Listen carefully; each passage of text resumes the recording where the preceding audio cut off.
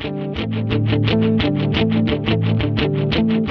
the San Antonio Express News, this is The Docket with courts and crime reporter Elizabeth Zavala as she breaks down the trials in the Bexar County Courthouse. I'm Joy Marie Scott. This week, a Madison High School teen accused in a fatal stabbing has been freed. Many of us remember the headlines from last March when a 16-year-old Madison High School student fatally stabbed an 18-year-old graduate of the same high school. It was during a bloody fight in the driveway of the student's home in the early hours of March 1st. Now, the student's name is not being released because she is a minor. She faced charges of aggravated assault with a deadly weapon and a murder charge. For the past few months, she has been in juvenile detention awaiting trial until today, Friday. So, Liz, tell us what happened. Yes, Joy. This case is very tragic, and it's garnered a lot of attention. Here's what we know. 3 girls with ties to Madison High School, Caitlin Castilleja, who was 18, and a former student who was going to Texas State University, along with Vivian Foster, 20, who graduated from the school 2 years ago, and Aaliyah Latiker, 18, who was a senior at the time, went to the home of the 16-year-old around 1 a.m. March 1st, as you said. Relatives told the Express News that one of the older girls had a long-running feud over an ex-boyfriend of Castilleja's, who also happens to be the brother of Vivian Foster. Since then, the 16-year-old had been held at the Bexar County Juvenile Detention Center and had been in and out of trial before Judge Lisa Jarrett. And the DA's office intended to try the juvenile as an adult, or if she was not certified for that, she would have been tried as a juvenile for murder and aggravated assault. So you mentioned a long-running feud on social media. What went on? Well, Joy, as more details emerged on this case, we found out that there were threats that had been flying on social media. Aaliyah Latiker told one of our reporters that she didn't believe that Castilleja and Foster wanted to harm the juvenile. They just wanted to scare her. But we've learned since then from the juvenile's attorney that this whole thing was a setup to try to get the juvenile outside. So, as we said, this happened around 1 a.m. on March 1st. It was the wee hours before the school day on Friday. So that's pretty late for a school night. What happened next? Well, according to the juvenile's attorney, Libby Wiederman, the 20-year-old witness, whom authorities have not named, confirmed what the juvenile had told police, that she didn't know the girls were going to her house. She said the 20-year-old witness, who was not there, but who knew both Foster and the juvenile, had invited the juvenile teen to go somewhere that night, essentially setting it up so that she would be outside when they arrived.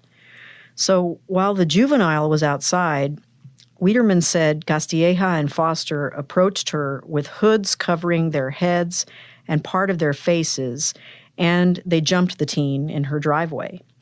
The lawyer said the juvenile had a knife in her pocket, which she used to defend herself, but that she did not intend on killing anyone that night. So was there more evidence in addition to the 20-year-old witness who had associations with both of the groups involved in the case?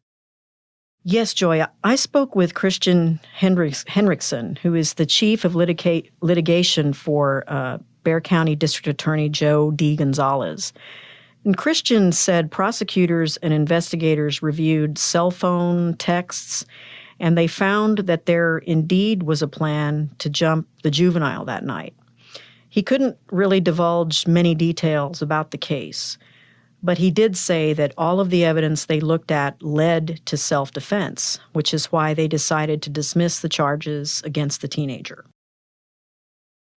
Now that the DA's office has decided not to pursue charges against the juvenile in the fatal stabbing, what will happen to the instigators of the fight? That's a good question. Christian said that they looked at that particularly, and that they just didn't have enough evidence to charge the remaining pair who accompanied Caitlin Castilleja to the juvenile's home. So they will not be charged with the crime in this case. So, one girl dead and one girl stabbed and no charges. You've touched on some cases in the docket where defendants in murder cases have said that they acted in self-defense. Juries in most of these cases convicted them. Can you remind us about the self-defense laws in Texas? You know, Christian Hendrickson said a person has the right to defend themselves whether they are an adult or a juvenile. And when the issue is raised, they have to prove, they being the prosecutors, they have to prove that that case is not self-defense in order for them to be able to take the case before the grand jury and to a trial and then to get a murder conviction.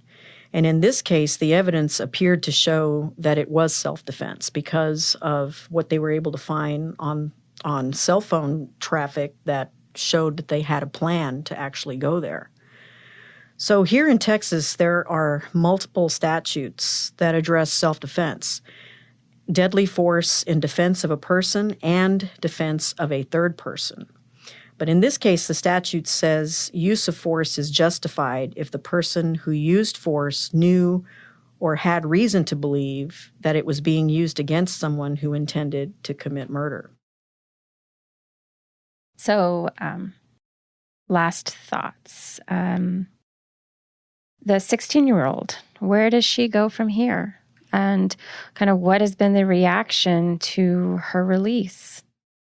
Well, you know, it's funny. This fight began on social media, and we've been hearing reports that there's been a lot of social media traffic on whether or not this juvenile, which again we are not naming as policy for our newspaper, you know, whether or not she's going to go to school or whether she even should.